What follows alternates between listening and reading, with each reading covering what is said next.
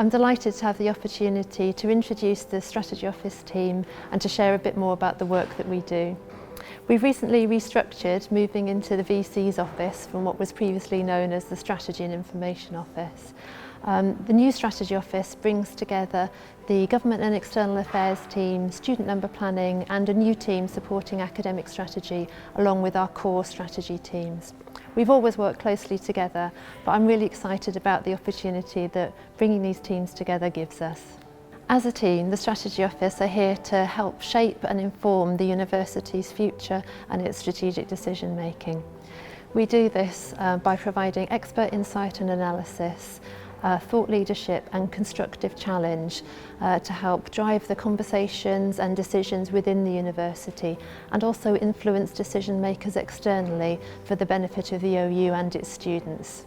Working collaboratively with people across the university is something that's very important to me and something that I hope you'll get a real sense of as our team leaders talk briefly about the work that their respective teams do. The Government and External Affairs team based here in Wharton Hall is effectively the OU's eyes and ears vis-à-vis the UK government. In short, that means we're here to try and get the best possible deal for the Open University in terms of the funding and the policy framework here in England. It's also really important that we work closely with our colleagues in Wales and Scotland and Ireland, making sure that we've got a joined up approach with each of the legislative bodies and devolved governments around the UK. Another really important thing that we do in GEA is showcasing the breadth of work that the Open University does and the contribution it makes to British society, really emphasising to Westminster and Whitehall the range of different areas where the Open University has a positive contribution to make to public policy in England. What we do mainly is try to support and frame the university's strategic decisions. The first is monitoring the external environment for key opportunities, threats, trends.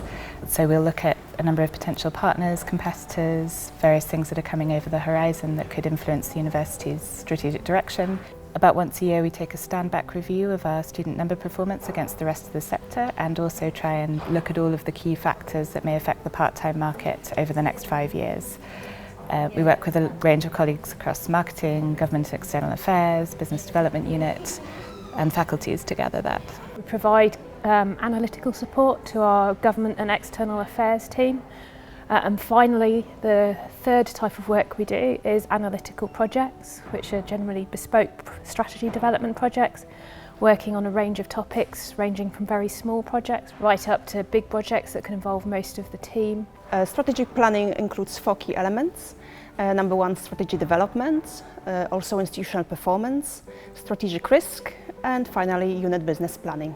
When it comes to strategy development, our team works really closely with our VC members and also colleagues across the university to develop the strategy and also to ensure that it is fit for purpose across the 4 nations. We regularly track and report on our institutional performance against our strategic success measures, which are included in a strategic plan. When it comes to strategic risk, we provide framework for identifying and managing risks, which are key strategic risks to the university. We also offer advice and support to colleagues across the university as required. We manage a unit business planning process for the university, and this is the means by which the units plan and articulate activities to deliver strategic objectives in a more joined up way. I lead the student number planning team in the Strategy Office, and our main responsibility is to lead the setting of student recruitment targets for the university for future academic years. And those recruitment targets tell us about how many students we expect to teach and also what our students will be studying so that we can allocate financial and operational resources to our students. So after we've set recruitment targets and the new year has started, we also forecast how many students we expect to teach in future module presentations in that academic year. We also provide a reporting service, and that service communicates how many students are currently enrolling on our modules and also how student numbers are changing over time. The primary objective of the team is to provide professional support to the VCE academic, chaired by the Deputy Vice-Chancellor Josie Fraser. The team is fully committed to modelling shared accountability and openness.